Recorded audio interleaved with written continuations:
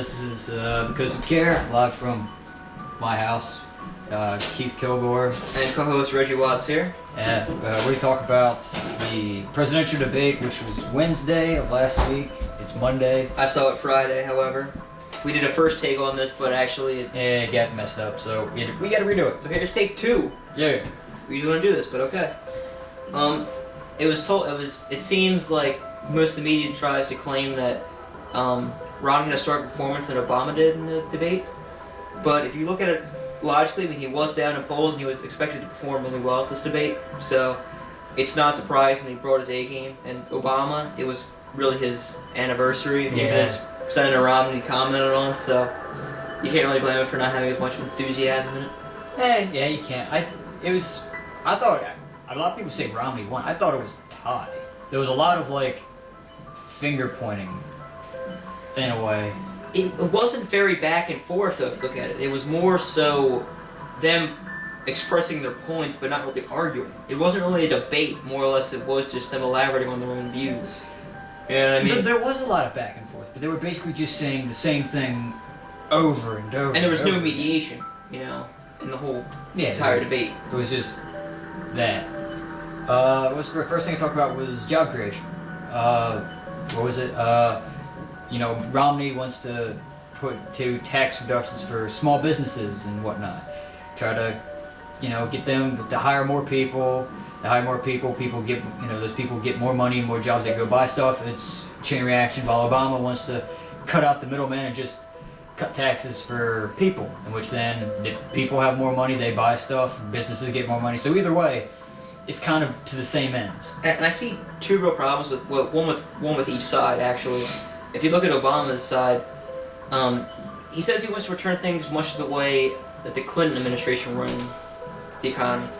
And if you look at it, we had the internet boom in the 90s. It's not the same economy we had to deal with in the 90s. We can't really apply some of the same policies and say, oh, they worked before and say they work now. So I really see that as a huge fallacy in Obama's argument.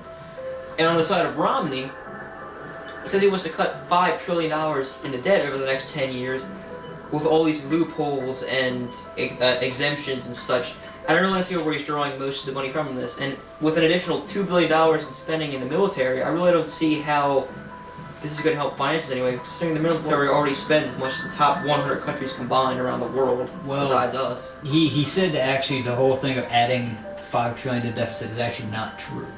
Because he claims it's not true, but he never said it, but the whole military thing is true. He's like, I'm not going to cut spending on the military. I'm like, but then there's just kind of all this money, it's just sitting there. I mean, they're using it for research, but we're already kind of miles ahead of everybody else. At that point, you can kind of take a little break, at least until the economy gets going. Then you can start putting a lot of money back into the military. Then I don't care. I might say one way is better than trickle-down economics versus, an even distribution of taxes. I'm not saying one way is better than the other, but, what's best right now for us? Honestly, it really depends on the time. Yeah. But if you look at the debate and you really diagnose it and you think about who won, it's hard to say who wins a debate. They're two sides. They're very black and white when you look at it. Yeah. And it's, it's kind of like which side is actually really better in a way. Plus, if you look at how Obama speaks, he speaks more conversational, to the people, more so. Romney is more straightforward and to the point of putting his views out there. I'm not saying one way of speaking is better than the other, but one of them is definitely better at conveying an audience. Yeah. One more so than the other, Alright. Depends what you like to hear.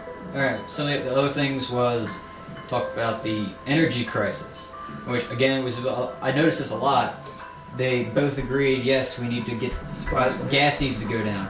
But what Romney said that, oil production boomed in spite of Obama's policies because he cut a lot of the big companies. They didn't get their tax cuts or, tax returns, whatever the heck the term is, I forget right now.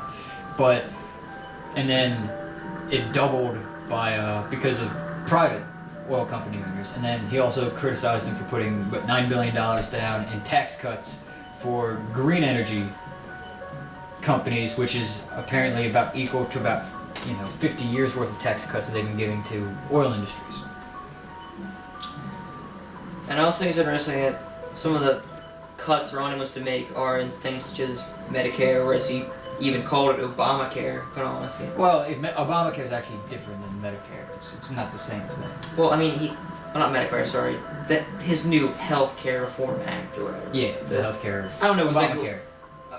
That's what everybody calls it. Basically, that's what he calls it. But,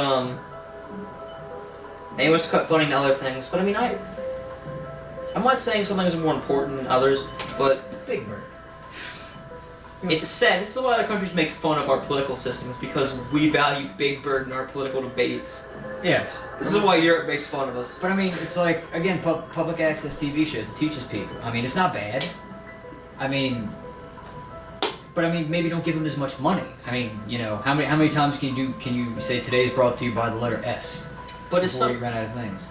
But it's some of the things, you know, on the Democrat side, it's just bad. I mean, if you look at Democrats, they're almost more socialist, you know? And it seems like they want to give everyone that helping hand that they need, you know? When some families, you know, don't really Need it. in all honesty. You know, it's two sides of the same coin, really. Two political systems in our government, you know, it really splits down the middle. I mean, it's really hard to be one or the other. So it's really funny is. because they talk about things that are covered in healthcare and Medicare and all that. And I saw the Rumble with Bill O'Reilly and Jon Stewart, and probably one of the best things that I saw tonight was they were talking about how there's this woman, I forget where she's from.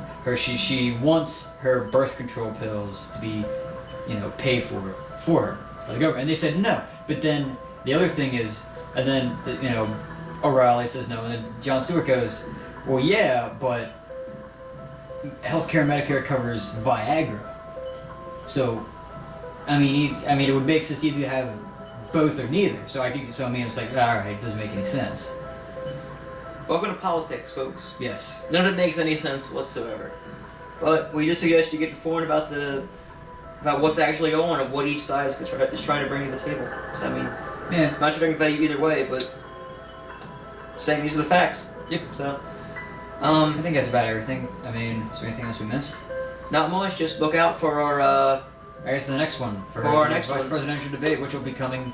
We'll try to do this Friday, and I'll try to have it out Friday. So, yeah. We'll see how it works. Hopefully, this take actually works opposed to last time. Yep. Opposed to last time. So, we'll see. Alright. This is Because We Care. Signing off. Peace.